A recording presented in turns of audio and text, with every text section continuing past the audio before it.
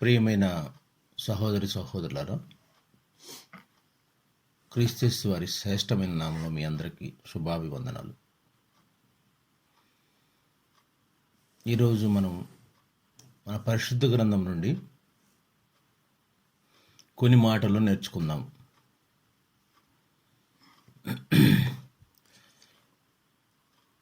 అందరికీ ప్రైజ్లాడండి.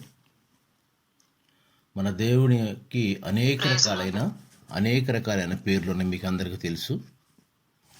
వాటిలో శ్రేష్టమైనది మన దేవునికి పేరు సైన్యములకు అధిపతియగు యెహోవా. యెహోవా షబాత్ అని అంటారు కదా. సైన్యములకు అధిపతియగు యెహోవా. అధిపతి అంటే మనం అనుకోవచ్చు చీఫ్ ఆఫ్ కమాండర్ అని కానీ, సుప్రీం కమాండర్ అని కానీ మనం అనుకోవచ్చు. అధిపతి అంటే ఒక అధికారి, అంటే ఆయనకి కొన్ని సైన్యాలు ఉన్నట్టే కదా. మనందరికీ తెలుసు ప్రభువు సుప్రీం కమాండర్ అని. ఆయనకి అనేక రకాల పేర్లు ఉన్నాయి. వాటిలో ఈ యొక్క అధిపతి, ఇది బైబిల్లో మనం చాలా మార్లు చూస్తాం. సైన్యములకు అధిపతి యెహోవా అని చాలామంది మొరపెట్టి ఆ మొరలో ఆలకించిన తర్వాత ఆయన డెఫినెట్గా రిజల్ట్స్ ఇస్తారు. మన బైబిల్లో చూస్తే మొట్టమొదటిగా సైన్యములకు అధిపతి అని అన్నది మనకు తెలుసు. గొడ్రాలుగా ఉండి చానాళ్ళు మొరపెట్టి ప్రార్థన చేసి ఒక మంచి తల్లి. 1 సమూయేలు 1:11 చూద్దాం ఒకసారి. 1 సమూయేల్ 1:11 బహు దుఃఖాక్రాంతురాలే వచ్చి యెహోవా సన్నిధిని ప్రార్థన చేయుచు బహుగా ఏడ్చుచు, సైన్యములకు అధిపతియగు యెహోవా నీ సేవకురాలనైన నాకు కలిగిన శ్రమను చూసి నీ సేవకురాలనైన నన్ను మరొక జ్ఞాపకం చేసుకుని నీ సేవకురాలనైన నాకు మగపిల్లను దయచేసిన ఎడల వారి తల మీదకి క్షౌరపు కత్తి అన్నిటికీ రానియక. చూడండి, మరి ఆమె ప్రార్థన విని ఫస్ట్ మనం చూస్తే ఆమె మొదలెడదు, సైన్యములకు అధిపతి యెహోవా. మరి మనందరికీ తెలుసు ఆమె స్టోరీ. కానీ తర్వాత సమూయేలు పుట్టిన తర్వాత ఆయన మందిరికి ప్రతిష్ఠ చేయటం, అక్కడే ఉంటాం. చూడండి, సైన్యములకు అధిపతి యెహోవా. మనం కూడా చాలాసార్లు ప్రార్థన చేస్తాం, పాటలు కూడా ఉన్నాయి. అధిపతి అంటే మనం చెప్పాం కదా, కొన్ని సైన్యాలు ఉన్నాయి. ఆ సైన్యాలకి అన్నిటికీ అధిపతి. మన ఇండియాలో కూడా చూస్తే కొన్ని దేశాల్లో కొన్ని సైన్య దళాలు ఉంటాయి. మనకైతే త్రిదళాలు ఉన్నాయి, తెలుసు కదా. మనకి అందరికీ తెలిసిందే. త్రిదళాలు అంటే 3 రకాల దళాలు ఉన్నాయి. ఒకటి కాల్బలం అంటే ఆర్మీ, రెండవది ఎయిర్ ఫోర్స్ అంటే ఆకాశంలో గాలిలో యుద్ధం చేసేది, మూడవది నేవీ, సముద్రం పైన యుద్ధం చేస్తాయి. అలాగే త్రిదళాలు. 3 దళాలకి 3 చీఫ్ ఆఫ్ ఆర్మీ స్టాఫ్ ఉంటారు, chief of navy staff, chief of air force. అట్లాగే వీళ్ళందరికి పైన ఒక సుప్రీం కమాండర్ ఉంటారు. సుప్రీం కమాండర్ ఆయన ఎవరంటే మనకందరికీ తెలుసు, రాష్ట్రపతి గారు. ఇప్పుడు ప్రస్తుతానికైతే శ్రీమతి ముర్ము గారు ఉన్నారు. ఈ 3 దళాల పైన, ఎందుకంటే నేను కూడా ఆర్మీలో పనిచేసాను కాబట్టి నాకు కూడా కొంత ఐడియా ఉంది. ఈ రకరకాల ట్యాంకులు కానీ, తర్వాత యుద్ధ విమానాలు కానీ, మిసైల్స్ కానీ, వీటికి సంబంధించిన వాటన్నిటిలో నేను క్వాలిటీ కంట్రోల్ చీఫ్గా చేస్తూ చివరికి డిఆర్డిఓలో అస్త్ర మిసైల్స్కి హెడ్గా, డైరెక్టర్గా రిటైర్డ్ అయ్యాను. వాటిలో తెలుసు మాకు కూడాను చాలా రకాల ఉంటాయి. కానీ ఎవరైనా కానీ వీళ్ళందరూ కూడాను ఒక సుప్రీం కమాండర్కి ఆజ్ఞకు లోబడి ఉండాల్సింది.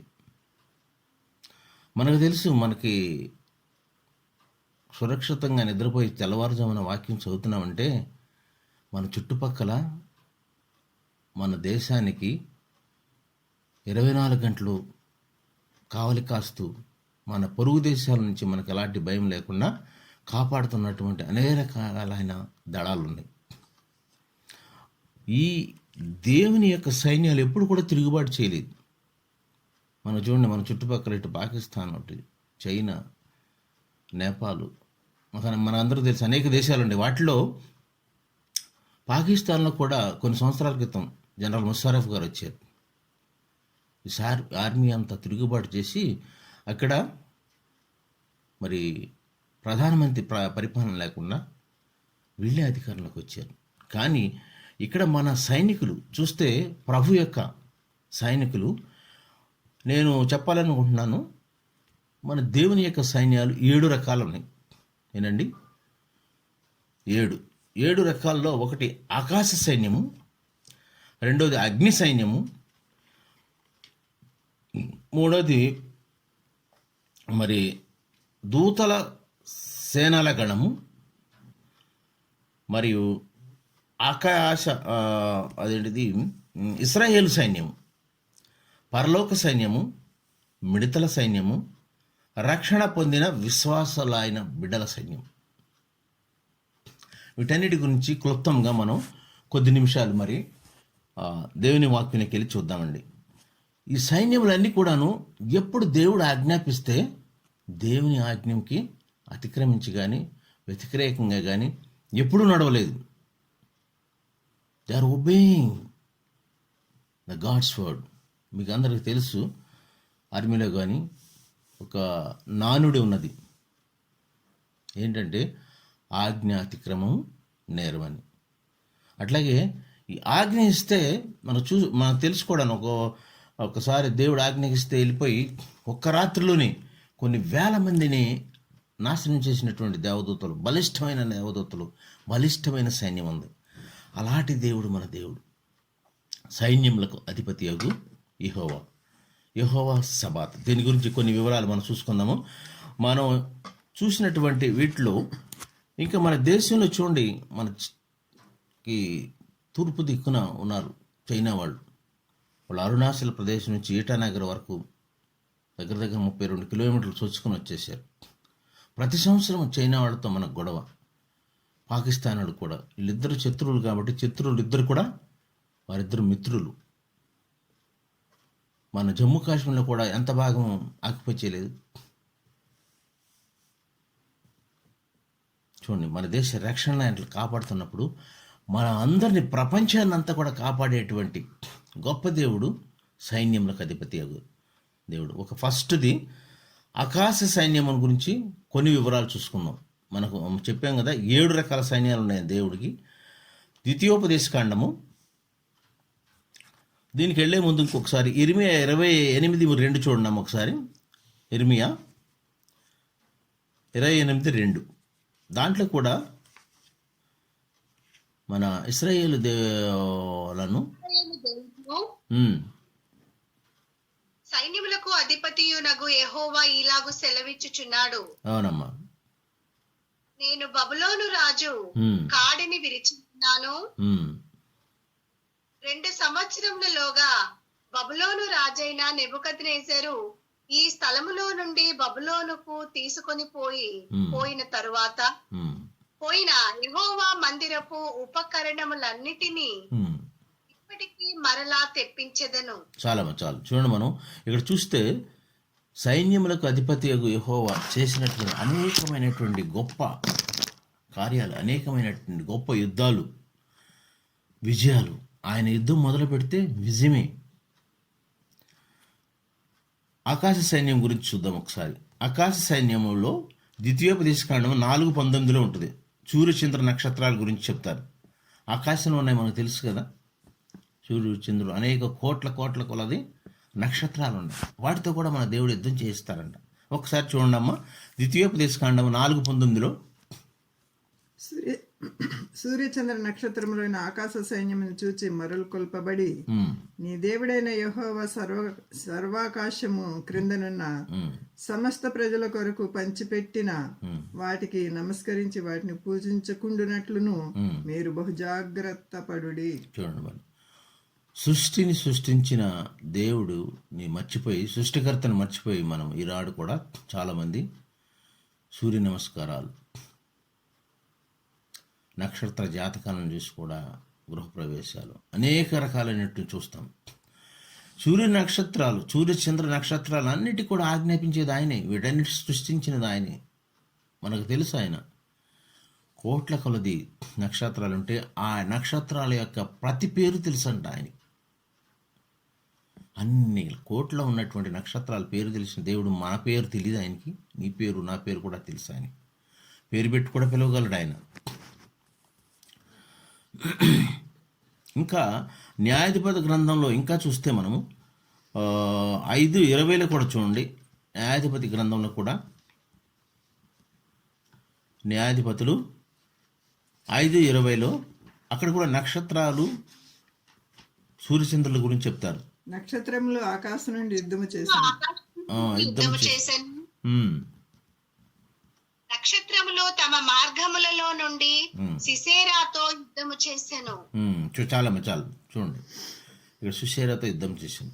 నక్షత్రాలు ఇప్పటికి మనకు తెలుసు కదా, అమెరికా శాస్త్రవేత్తలు నాసాలో ఎన్ని నక్షత్రాలు ఉన్నాయి, ఖగోళ శాస్త్రం గురించి కానీ, తర్వాత ఈ యొక్క నక్షత్ర శాలన గురించి కానీ ఓన్లీ 2% మాత్రమే వాళ్ళు పరిశోధన చేశారు ఇప్పటి వరకు.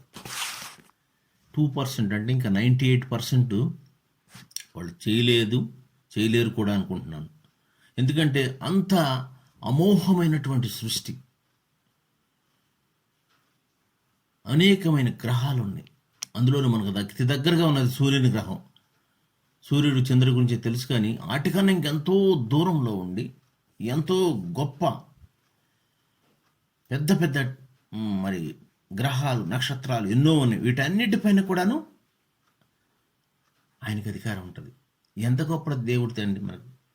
అంత గొప్ప దేవుడు, అంత గొప్ప సైన్యాలకి అధిపతి అయిన పరలోకపు తండ్రి పరలోకాన్ని విడిచి మట్టితో చేసినటువంటి మానవుని కొరకు, మానవుని పాపాల కొరకు శిలువ పైన బలి అయిపోయి 3 దినాల తర్వాత తిరిగి లేచి ఆరోహణమైన మన గొప్ప దేవుడు ఎంతవాడు! ఆయన్ని ఎంతగా స్తుతించాలి మనం. ఇంత గొప్ప సృష్టికి కర్త ఆయన. అనేక రకాలైన పవర్స్. అంత గొప్ప దేవుడు మనల్ని చూసి మనం నశించిపోతున్నామని, పాపంలో కొట్టుమిట్టాడుతున్నామని మట్టిగా చేయబడినట్టు మనిషి కొరకు ఆయన వచ్చాడు, మన పాపం కొరకు వచ్చాడు. మనం ఆయనకి ఏమి ఇవ్వగలమండి? ఏమిచ్చి ఆయన రుణం తెచ్చుకోగలం? అంత గొప్ప దేవుడండి. ఈ యొక్క సూర్యక్రాంతి మన దగ్గరికి రావాలంటే ఎంత దూరం ప్రయాణం తెలుసా?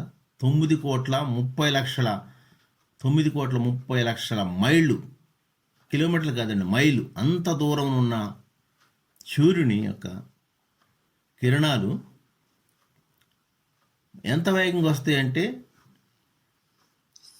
1,86,232 మైళ్ళ వేగంతో ప్రయాణం చేసి మన భూమికి 8 నిమిషాల్లో చేరుకుంటాయి.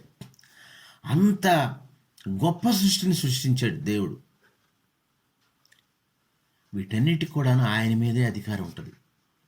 నక్షత్రాలకు కానీ ఆజ్ఞాపిస్తే అవి యుద్ధం చేయమంటే చేస్తాయి మన తరపున. మనం ఇంకా అనేక రకాలుగా మనం సైన్యములకు అధిపతి యెహోవా యుద్ధాల్లో మన ఇశ్రాయేల్ దగ్గర నుంచి చూస్తే ఎన్ని రకాలుగా మరి మనకు ఉపయోగపడ్డాడు, ఎన్ని రకాలుగా మనకు సహాయం చేశాడు, మనకు అన్నీ తెలుసుకుంటాం. ఇంకా కీర్తనల గ్రంథము 147:4 ఒకసారి చూడడం. అక్కడ కూడా నక్షత్రాల సంఖ్యను కూడా ఆయన తెలుసు. ఆయన కీర్తనలో 147:4 నక్షత్రాల సంఖ్యను నియమించింది ఎవరంటే నక్షత్రముల సంఖ్యను ఆయన నియమించి ఉన్నాడు. ఆయనే నియమించి ఉన్నాడు. వాటన్నిటికీ పేర్లు పెట్టుచున్నాడు. అవునండి, మన ప్రభు గొప్పవాడు, ఆయన అధిక శక్తి గలవాడు, ఆయన జ్ఞానమునకు మితి లేదు. చాలమ్మా, చాలు. చూడండి, వీటన్నిటికీ లక్షల కోట్ల నక్షత్రాలకి పేర్లు పెట్టి గుర్తుంచుకుని వాటి పేరుతో పిలుస్తున్నారు. చూడమ్మా, నీ పేరు నా పేరు కూడా తెలుసు ఆయన. మనం చేసే పాపాలు కూడా తెలుసు. సమస్తం తెలిసినటువంటి మహాజ్ఞాని. అట్టి దేవుని మనం కలిగి ఉంటే మన అదృష్టం, అది మన గొప్ప, అది వరం అనుకోవచ్చు. చూడండి, ఆయన ఎంతమందిని పేర్లు పెట్టి పిలవలేదు. ఆది కాండం నుంచి చూస్తే అబ్రహాము, యాకోబు, ఆగరు, ఎంతోమందిని పేరు పెట్టి పిలిచారు. సమూయేలు. ఇంకా క్రొత్త నిబంధనలకు వస్తే మనం జక్కయ్య, ఆయన పేరు ఎలా తెలుసు? ఆయన చెట్టు దిగిరా అంటారు. మరి అనుకోవద్దు మనం చేస్తున్న చీకట్ల పాపాలు తెలియదేమని. ఆయనకి అన్నీ తెలుసండి. కోట్ల కొలది నక్షత్రాలనే. ఈ గెలాక్సీలో ఎన్ని కోట్లు నక్షత్రాలు ఉన్నాయో మన కొన్ని వేల సంవత్సరాలకు తెలియదు. కానీ మనం టెలిస్కోప్ కనిపెట్టిన తర్వాత, గొప్ప సైంటిస్ట్, ఆయన కూడా క్రిస్టియనే, టెలిస్కోప్ కనిపెట్టిన తర్వాత దాని ద్వారా చూస్తే ఈ నక్షత్ర కూటమిలో ఎన్ని వేల లక్షల కోట్ల నక్షత్రాలు ఉన్నాయి. వీటన్నిటికీ పేర్లు పెట్టాడండి ఆయన. వాటన్నిటి పేర్లు తెలుసు అంట ఆయనకి. చూడండి, ఆయన ఎంత గొప్ప అధిపతి, సైన్యాలకు అధిపతి, గొప్ప యెహోవా దేవుడు. చూడండి, అలాంటి దేవుణ్ణి మనం కీర్తిస్తున్నామంటే మనం ఎంత ధన్యులం. హెజ్కేలు 8:16 కూడా ఒకసారి చూడండి. హెజ్కేలు 8వ అధ్యాయం 16వ వచనంలో, వారు వీపులు యెహోవా తట్టు తిప్పారు, వాళ్ళ ముఖాలు సూర్యుని తట్టు తిప్పారు. 8:16 ఒకసారి చూడండి. యెహోవా మందిరపు లోపలి ఆవరణమున్న నన్ను దింప, అక్కడ యెహోవా ఆలయ ద్వారము దగ్గరనున్న ముఖ మంటపమునకును బలిపీఠమునకు మధ్యను ఇంచుమించు 25 మనుషులు కనబడిరి. వారి వీపు యెహోవా ఆలయము తట్టును, చూడండి, వారి ముఖము, వారి వీపులేమో యెహోవా ఆలయం తట్టును, ముఖములేమో తూర్పు దిక్కును. చదవమ్మా. వారు తూర్పుననున్న సూర్యునికి నమస్కారము చేయుచుండిరి. చాలమ్మా. చూడండి, ఎంత బాధపడతాడు మన దేవుడు, మరి ఎంత దుఃఖాక్రాంతుడవుతాడు. ఇంత సృష్టిని సృష్టించినటువంటి సృష్టికర్తను మర్చిపోయి ఆ సృష్టిలో ఉన్న సూర్యుని నమస్కారాలు చేస్తారు. ఈనాటి కూడా లేరంటారా? మనం చూస్తూనే ఉంటాం, చాలామంది పొద్దున్నే లేచి సూర్య నమస్కారాలు. సృష్టికర్తను మర్చిపోయారమ్మా. మర్చిపోవద్దు, మనం సృష్టికర్తను మర్చిపోవద్దు. అనేక రకాలైనటువంటి బాధల నుంచి మనం రక్షించేటువంటి గొప్ప సైన్యములకు అధిపతి యెహోవా మనకు తోడున్నాడు. అదే ఒకటి ఇప్పుడు చూసాము, ఆకాశ సైన్యం గురించి కొన్ని చూసాము. అలాగే మనం చూస్తే అగ్ని సైన్యం కూడా ఉంది మనకు బైబిల్లో. అగ్ని 2వ రాజులు 6:16-19 చూడండి ఒకసారి. 2వ రాజులు 6:16-19 వరకు. అతడు భయపడవద్దు, మన పక్షమున ఉన్నవారు వారికంటే అదుకులే ఉన్నారని చెప్పి యెహోవా వీడు చూచినట్లు దయచేసి వీడి కన్నులు తెరవమని ఎలీషా ప్రార్థన చేయగా, యెహోవా పనివాని కన్నులను తెరిచిన గనుక వాడు ఎలీషా చుట్టూ పర్వతము అగ్ని గుర్రముల చేత రథముల చేతను నిండి ఉండుట చూచును. అగ్ని గుర్రముల రథముల చేత. మనకి ఇదంతా తెలిసిన స్టోరీ అనండి. ఇక్కడ కొర్నేల్ పర్వతం మీద మరి ఎలీషా గారు ప్రార్థన చేసినప్పుడు ప్రార్థనలో మాత్రమే శక్తి ఉంటుంది. ఆ చుట్టూను రాజుల సైన్యం ఉంటే మరి ఇక్కడ గెహాజీ పనివాడు అంటే, అయ్యా అయిపోయింది మన పని, చుట్టూ రాజులు ముట్టేది చేరేసి మనం ఒక్కడమే ఉన్నామంటే పిచ్చివాడా అనేప్పుడు దేవుని ప్రార్థిస్తాడు, వీడి కన్నులు తెరువునైనా.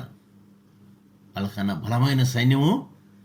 మరి చూడండి, అగ్ని రథాలు, గుర్రాలు, చూడండి ఎట్లా పంపిస్తాడు మన దేవుడు. మనం అడగాలే కానీ వెంటనే ఆలస్యం ఉండదండి. మరి అట్లాగే మనం ఏబు గ్రంథంలో కూడా చూస్తే సైతాన్ అంటది, మీరు ఏబు చుట్టూను అగ్ని కంచి వేయలేదా, నేనేం చేయగలను ఆయన్ని, ఆ కంచి తీసేయమని అడుగుతాడు. అదంతా మనకు తెలిసిన విషయం. అట్లాగే కీర్తనలు 68:17 ఒకసారి చూడమ్మా. అక్కడ కూడా దేవుని సైన్యం గురించి చెప్తారు. దేవుని సైన్యం ఎంత ఉంటుందో, ఎలా ఉంటుందో. కీర్తనలు 68:17లో దేవుని రథములు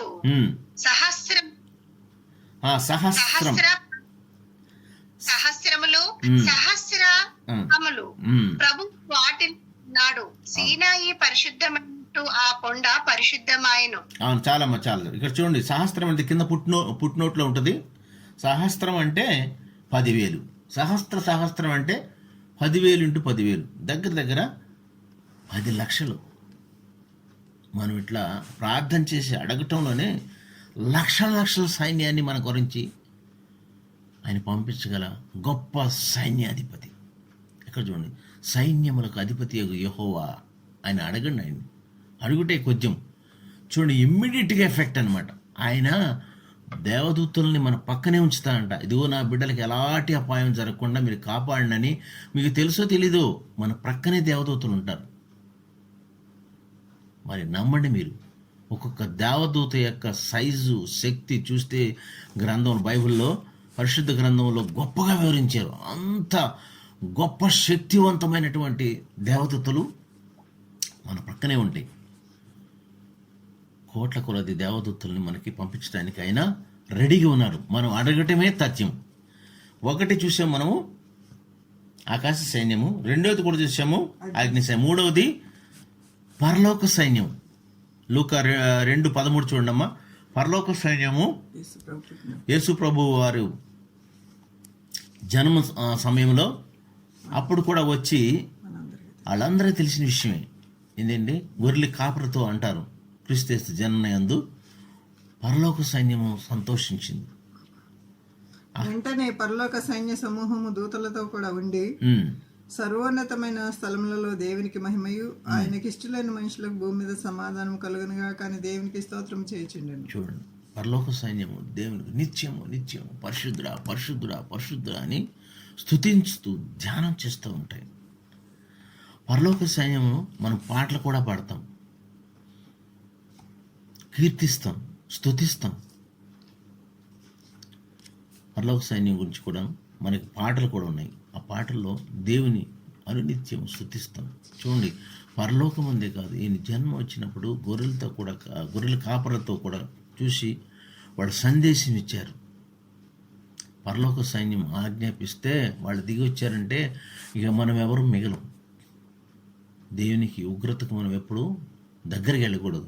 దేవుని ఉగ్రతకి మనం ఆయనకి తావు ఇవ్వకూడదు అని నిత్యం ఆయన్ని కీర్తిస్తూ ధ్యానిస్తూ పొగిడితే మనకు ఆశీర్వాదకరం. నాలుగవదిగా దూతల సైన్యగణం. దూతల సైన్యగణం కీర్తనలు 103, 20, 21 చూడమ్మా. యెహోవా దూతలారా ఆయన ఆజ్ఞకు లోబడుము. ఆయన అంటారు ఆ దూతలకు ఆయన ఆజ్ఞాపిస్తే లోబడితే అంతే. చదవమ్మా. యెహోవా దూతలారా ఆయన ఆజ్ఞకు లోబడి ఆయన వాక్యము నెరవేర్చు బలశూరులారా ఆయనను సన్నుతించుడి. యెహోవా సైన్యములారా ఆయన చిత్తము నెరవేర్చు ఆయన పరిచారకులారా మీరందరూ ఆయనను సన్నుతించుడి. చాలమ్మా. చూడండి, ఇక్కడ యెహోవా దూతలకి ఆజ్ఞాపిస్తే అవి బలశూరులు. ఎంత బలం అంటే మనం అసలు లెక్కించలేము. మనకు తెలుసు కదా, ఒక దేవదూత ఒక రాత్రిలో 1,85,000 మందిని చంపింది. ఎప్పుడు అషూరు దండును, మనకంతా తెలిసిన స్టోరీయే. అది 2వ రాజులు 19:35 ఉంటుంది. ఒక్క దేవదూత వచ్చేస్తే 1,85,000 మంది ఒక రాత్రిని చంపేసింది. మరి ఇక్కడ చూడండి, యేసుక్రీస్తు వారు కూడా మత్తయి సువార్తలో అంటారు అప్పుడు సైన్యములకు అంటే ఎక్కువ. ఎన్ని సైన్యాల కంటే 6,000 12 వ్యూహములు అని ఉంటుంది. 12 సేనా వ్యూహముల కంటే ఎక్కువ 53. ఈ సమయమున నేను నా తండ్రిని వేడుకొని ఆయన 12 సేనా వ్యూహముల కంటే ఎక్కువ మంది దూతలను ఇప్పుడే నాకు పంపునని నీవు అనుకొనుచున్నా. చాలు చూడండి, 12 సైన్య వ్యూహములు సేనా వ్యూహముల కంటే ఎక్కువ. ఇక్కడ 12 ఇంటూ 6,000 72,000 సేనలు. 72,000 సేనల దేవదూతలు.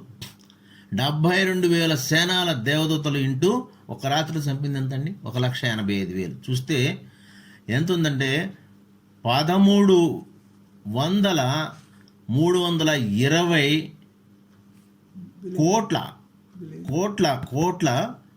మందిని చంపగలిగేటటువంటి దేవదూతలు ఉన్నారు. మనం ఇక్కడ చూస్తే 6 × 12 72, 72 ఇంటూ 1,85,000 వేలేస్తే 13,320, 6 సున్నాలు.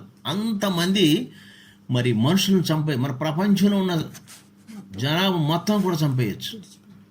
కానీ ఆయన ఆజ్ఞాపించలేదు యేసయ్య. ఎందుకంటే లేఖనాలు నెరవేరాలి, దేవుని ఆజ్ఞ ప్రకారం చేయాలని ఆయన పవిత్రమైన రక్తమును మన కొరకు దారపోశారు. ఆయన ఒక్క ఆజ్ఞాపిస్తే చాలు. అడగలేనా? అడిగితే నా తండ్రి ఇంతమందిని పంపించలేరా? చూడండి, మనం చూసాం కదా, ఒక్క రాత్రి 2 రాజులు 19:35 ఒక్క రాత్రే ఒక్క దేవదూత 1,85,000. ఆ రాత్రి యెహోవా దూత బయలుదేరి అష్షూరు వారి దండు పేటలో చొచ్చి 1,85,000 మందిని హతము చేసెను. చూడండి, 1,85,000. మరి యేసుక్రీస్తు వారు అడిగింది 12 సేనా వ్యూహం, 12 × 6,000, 72,000 మంది. 72,000 అంటే ఇంటూ మనం వేస్తే ఎంతమంది? కోట్ల మందిని చంపేసేటువంటి గొప్ప సైన్యం ఉందండి. అలాంటి గొప్ప సైన్యములకు అధిపతి యెహోవా మనం పూజించాలి, ధ్యానించాలి, దివారాత్రులు ధ్యానించాలి. మరి 5వదిగా చూసుకుందామండి, ఇశ్రాయేలు సైన్యం. మనకి ఇందులో కూడా ఇశ్రాయేలు సైన్యమునకు ముందు నడిచిన దైవమా అని కూడా పాట ఉంది. చాలా సైన్యమునకు ముందు నడిచిన దైవమా, ఇశ్రాయేలు సైన్యమునకు ముందు నడిచిన దైవమా, నేడు మాతో కూడా నుండి మమ్ము నడిపించుము. చాలు. చూడండి, ఇశ్రాయేలు సైన్యమునకు ముందు నడిచాడు. ముందు నడిచినప్పుడు చూశారు కదా, ఎర్ర సముద్రం ఆగిందండి, యోర్దాను నది ఆగిందా? చూడండి ఎన్ని అద్భుతాలు. ఎరుకో కోటలు. ఆ సైన్యానికి ముందు ఎవరున్నారు? దేవుడు, దేవుని సైన్యం. సైన్యములకు అధిపతి ఉన్నామంటే ఇది పాసిబుల్. అది ఎర్ర సముద్రం 2 పాయలుగా చిచ్చి ఆరిన నేల నడిపించిన గొప్ప దేవుడు. ఎంత పెద్ద ఎరుకో కోటలండి అవి, దాని మీద ఇళ్ళు కూడా నిర్మించవచ్చట. అంత పెద్దవి. ఈయన చెప్పినట్లు చేస్తే మరి ఎరుకో కోటలు కూలిపోయినాయి, గోడలు. చూడండి ఎంత గొప్ప దేవుడు మనకు. ఇశ్రాయేలు సైన్యం మరి చూడండి, 430 సంవత్సరాల తర్వాత ఐగుప్తు నుంచి ఆయన తీసుకుని ముందుకు వచ్చినటువంటి ఇశ్రాయేలు సైన్యం మనకు తెలుసు కదా. నిర్గమ 12:41 క్లియర్గా ఉంది. నిర్గమ కాండం 12:41 యెహోవా సైన్యము, దేవుని సైన్యం. 430 సంవత్సరాలు గడిచిన తర్వాత జరిగినదేమనగా, ఆ దినమందే యెహోవా సేనలన్నీ ఐగుప్తులో నుండి బయలుదేరిపోయాను. చూడండి, ఆ దినమనంది వాళ్ళు మొరపెట్టగా, వాళ్ళు కూడా కొన్నాళ్ళు మర్చిపోయారు. తర్వాత వాళ్ళు మొరపెట్టగా దేవుని సేన ముందుకు వచ్చింది. ఏమీ ఆగలేదండి, ఏమీ ఆగలేదు. యోర్దాను నది ఏంటి, ఎర్ర సముద్రం ఏంటి, ఎరుకో కోటలు ఏంటి, ఎన్ని అడవిల్లో కూడా ఎన్ని మృగాలు, ఎన్ని రకాలు ఉన్నా కానీ ఆయన ముందు నడుస్తాడు, మన ముందుంటాడు, మన ఇంట్లో ఉంటాడు, మనతో ఉంటాడు. అట్టి గొప్ప దేవుని మర్చిపోకూడదండి. సైన్యములకు అధిపతి యెహోవా, ఆయన గొప్ప దేవుడు. ఇంకొకటి 6వ చూద్దాము, మిడతల సైన్యం. మనకు తెలుసు, మిడతలు కూడా లాస్ట్ ఇయర్ ఇక్కడ మన కరీంనగర్ డిస్ట్రిక్ట్ వరకు వేరే రాష్ట్రాల నుంచి వచ్చేసినాయి అన్నారు. మిడతల సైన్యం అంటే మామూలు సైన్యం కాదండి. ఐగుప్తులో కూడా అప్పుడు ఆయన పంపించారు. అవి ఎంత భయంకరంగా పంటలను కానీ వీటిని కానీ నాశనం చేస్తాయో. మరి ఇక్కడ చూడండి, మిడతల సైన్యము యోవేలు 2:25 ఉంటుంది. దేవుని మహాసైన్యం అంటారు దాన్ని. ఒక మిడత సుమారు ఎంతకాలం అండి, 70 రోజులేం బతుకుతుంది. 2 గ్రాములు ఉంటుంది. కానీ కొన్ని వేల కిలోమీటర్ల దండు వ్యాపించి ఉంటుంది. పంటను మొదలెట్టి అంటే కొన్ని 100 హెక్టార్ల యొక్క పంటను అవి నవిలేస్తాయి. అంటే అంత పవర్ఫుల్ సైన్యం. దీన్ని మహాసైన్యం అంటారు. ఒకసారి చూడమ్మా, యోవేలు 2:25 మీరు కడుపారా తిని తృప్తి పొంది మీ కొరకు వింత కార్యములను జరిగించిన మీ దేవుడని యెహోవా నామమును స్తుతించినట్లు నేను పంపిన మిడతలను గొంగళ పురుగులను పసర పురుగులను చీడ పురుగులను అను నా మహాసైన్యం నా దేవుని యొక్క మహాసైన్యం. చూడండి, మిడతలు, పసర పురుగులు ఇవన్నీ కూడాను ఆయనకి మహాసైన్యం. ఆ సంవత్సరముల పంటను మీకు మరలా ఇత్తును. చూడండి, ఇది మనకు అందరికి తెలిసిందే. యూదా రాజ్యం క్రీస్తు పూర్వము 835 796 ఆ సమయంలో జరిగినటువంటి సంఘటన. ఆయన రాజు ఉంటారు, ఎవరమ్మాయన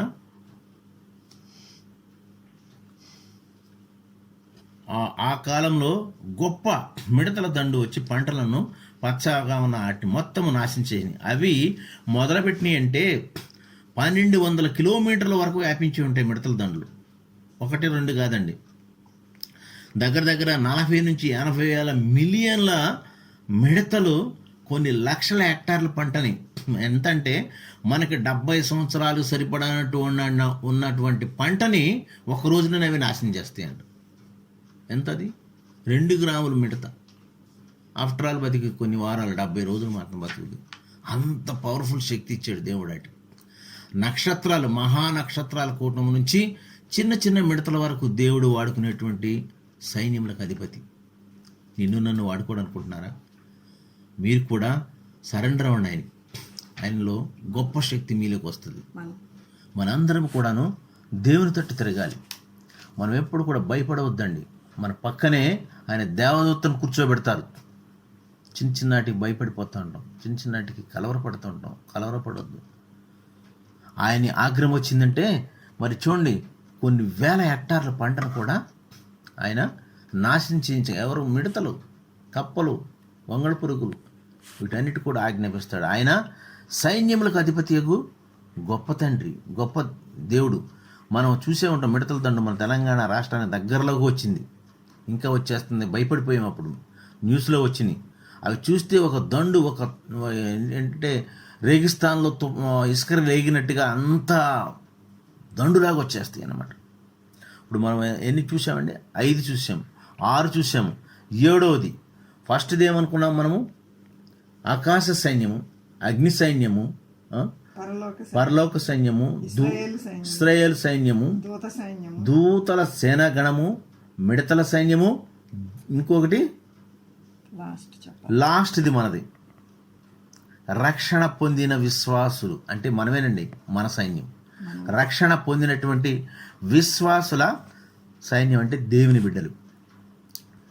తిమోతి 2:3 చూడండి. 2 తిమోతి 2:3 తిమోతి మంచి సైనికుడిగా ఉండమంటారు. చూడండి ఒకసారి చూడండి. క్రీస్తు యేసు యొక్క మంచి సైనికుని వలె నాతో కూడా శ్రమను అనుభవించు. సైనికుడు ఎవడును యుద్ధమునకు పోవునప్పుడు తన దండులో చేర్చుకున్న వారిని సంతోష పెట్టవలనని ఈ జీవన వ్యాపారంలో చిక్కుకొనడు. అది చూసారా? మనం కూడా విశ్వాసం అయి ఉండి మరి ఆయన నియమించిన పని కొరకు తిమోతి చెప్తున్నాడు. ఆయన పౌలు గారు సైనికుడు యుద్ధ రంగంలోకి వెళ్ళినాడు అనుకోండి, వెనుదిరగడిక ఆయన విజయం కోసమే ముందుకెళ్తాడు. ఇప్పుడు ఆయన చూసారా, ఎంతమంది సైనికులు మన బోర్డర్లో వాళ్ళ ప్రాణాలను కూడా దారిపోస్తానికి లెక్క చేయరు. వాళ్ళు చూడండి, వాళ్ళ డ్రెస్సింగ్ కానీ, వాళ్ళ డిసిప్లిన్ కానీ, వాళ్ళ కోడింగ్ కానీ, వాళ్ళు మాట్లాడే విధానం కానీ, క్రమశిక్షణలో కానీ ఎంత నిష్ఠగా, ఎంత క్రమశిక్షణ, ఎంతో శ్రమ అయినా కానీ, ఎంత కష్టమైనా కానీ. మంచు పర్వతం మేము వెళ్ళాం ఒకసారి, ఉండలేకపోయాం. అదొక డ్రెస్ ఇస్తారు. ఆ డ్రెస్లోను మన నీళ్ళు కావాలంటే మంచును కరగబెట్టుకుని తాగటమే. అలాంటి చోట మరి 24 గంటలు నీ గురించి నా గురించి కాపలా కాస్తున్నారు. ఒక మంచి సైనికుడి వలె అని ఉందాము. ఆయన చూడండి, పౌలు గారు అంటారు, తిమోతి మంచి సైనికుడి వలె ఉండమంటున్నారు.